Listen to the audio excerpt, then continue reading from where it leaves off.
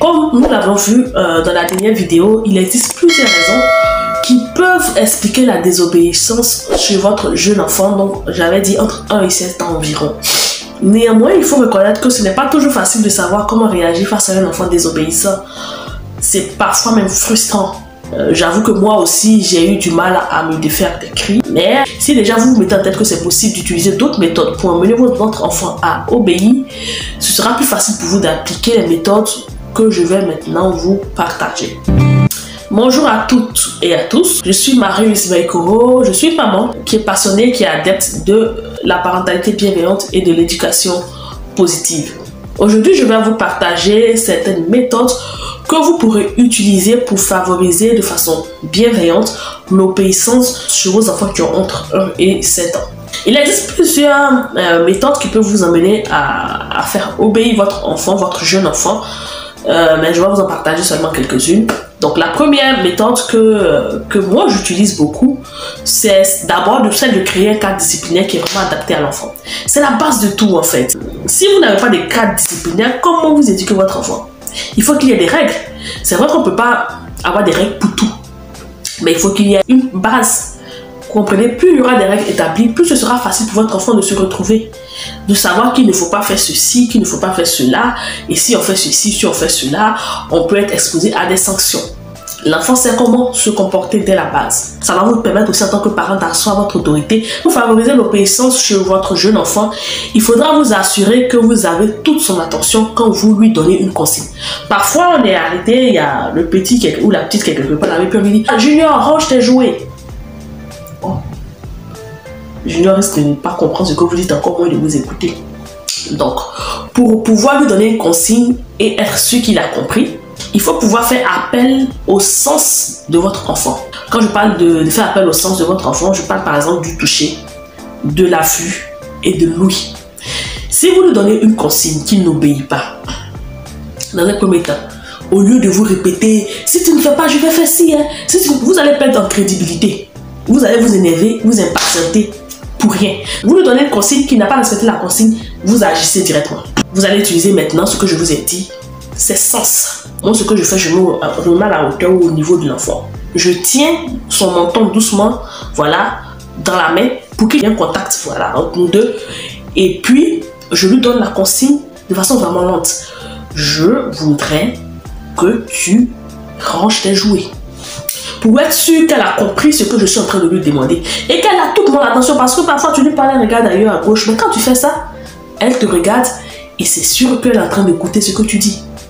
Et il faut le faire avec une certaine autorité, on n'a pas besoin de crier. Mais il faut que l'enfant sache que maman est sérieuse ou papa est sérieux. Maintenant, en dehors du menton, puisqu'il faut vraiment un point de contact entre le parent et l'enfant, vous lui tenez la main ou l'épaule. Tout ça sans agressivité. Il ne faut pas que l'enfant ait peur, vous comprenez. Mais c'est juste pour pouvoir avoir ce contact physique et visuel là qui va être même peut-être plus rassurant pour l'enfant de savoir que papa me touche ou maman me touche avec bienveillance et me demande quelque chose de façon très gentille. Une autre chose à faire pour amener votre enfant à vous obéir, c'est de lui donner envie de coopérer plutôt que de s'imposer. Parce que parfois vous allez vous imposer, vous allez rentrer dans un bras de fer qui va se terminer en bastonnade. Tout ça pourquoi? Toute cette énergie gâchée. Alors que si vous coopérez avec l'enfant, vous allez atteindre votre objectif sans problème. C'est vrai que vous êtes l'adulte et lui, il est l'enfant. Néanmoins, vous devez aussi le respecter parce que c'est un être humain à part entière, avec des sentiments, avec des émotions. Ce n'est pas un esclave. Donc, pour réussir ce que je suis en train de vous dire, vous allez devoir formuler votre consigne autrement.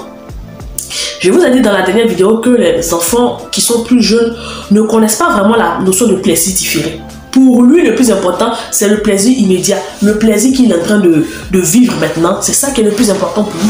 Et il n'a pas envie de vivre autre chose, c'est ce qu'il veut faire, il ne veut pas faire autre chose. Donc, plutôt que de lui demander de laisser son plaisir immédiat pour aller faire quelque chose qu'il va trouver réparatif, vous pouvez formuler votre phrase de façon à ce que vous lui demandez de faire, elle est d'un plaisir immédiat.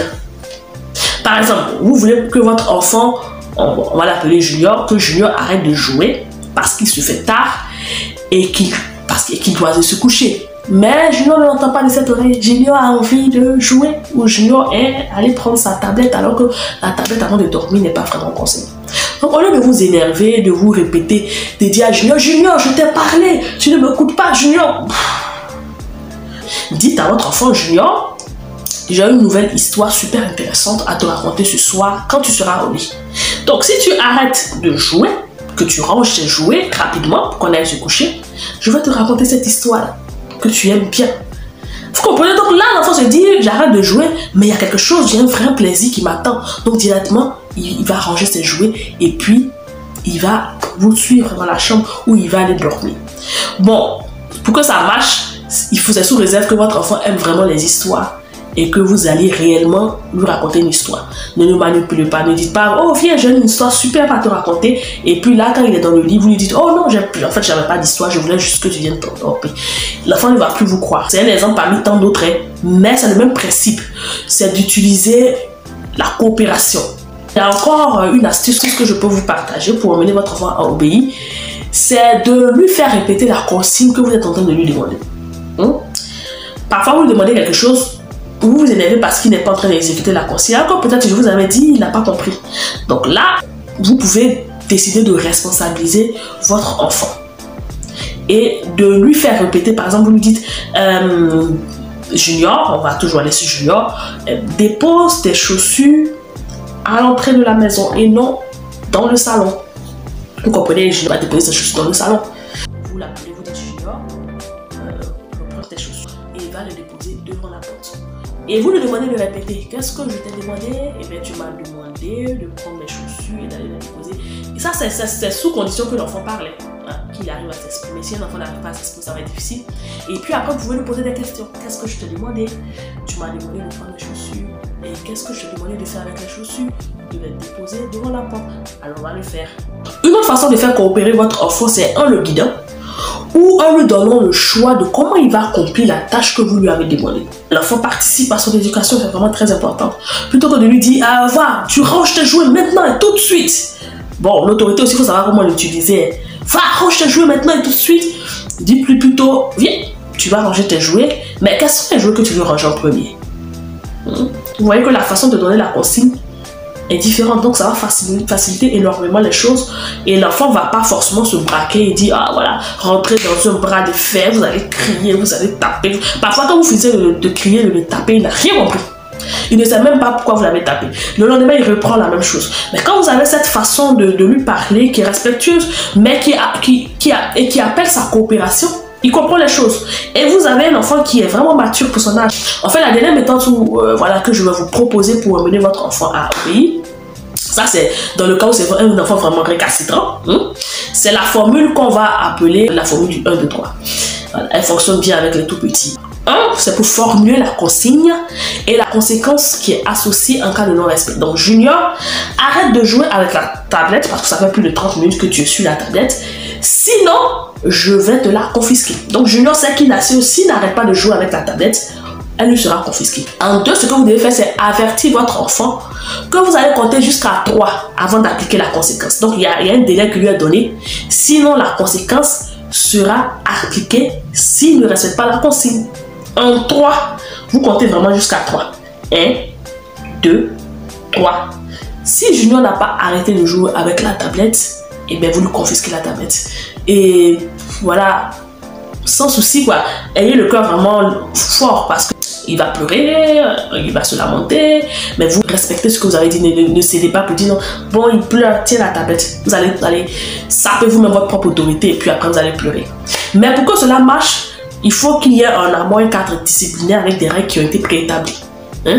Et aussi des sanctions au cas où ces règles ne sont pas respectées. Quand Junior est habitué aux règles, il sait que maman ou bien papa, il y a des règles, il respecte les règles. Si tu ne respectes pas les règles, tu vas faire face à telle sanction. Donc Junior, il est au courant. Il sait que c'est comme ça que les choses marchent à la maison. Et puis, comme je vous ai dit, il comprend plus pourquoi ces règles-là lui sont appliquées. Il comprend pourquoi on lui a arraché sa tablette. Parce que maman a eu le temps ou papa a eu le temps de tout lui expliquer. Surtout, n'oubliez pas de féliciter votre enfant quand il vous obéit ou bien quand il fait bien les choses. Parce qu'avec le temps, il va se rendre compte que lorsqu'il respecte les consignes, il obtient une attention positive et qui est plus agréable à recevoir que de l'attention négative. Mais attention, ça ne veut pas dire que si l'enfant ne respecte pas la consigne, il faut le traiter de vilain, de méchant et de tout. Non, il faut seulement l'emmener à se dire, ah vraiment, on m'apprécie quand je fais les bonnes choses. En tout cas, il existe, comme je vous ai dit un peu plus haut, plusieurs façons de favoriser l'obéissance chez votre enfant. Néanmoins, ce sont celles-là que moi j'applique et puis j'ai quand même vu les résultats. C'est pas toujours facile, surtout au début, mais ne laissez pas les bras, continuez à y croire, continuez à persévérer. Voilà. Et je sais que si vous restez vraiment constant et vous êtes crédible dans votre façon d'exercer votre parentalité, vous n'allez pas tarder à être un parent vraiment bienveillant et avoir un enfant qui est heureux, qui est positif. Voilà, je vous remercie de m'avoir écouté. Je vous donne rendez-vous pour une prochaine vidéo sur ce que Dieu vous garde.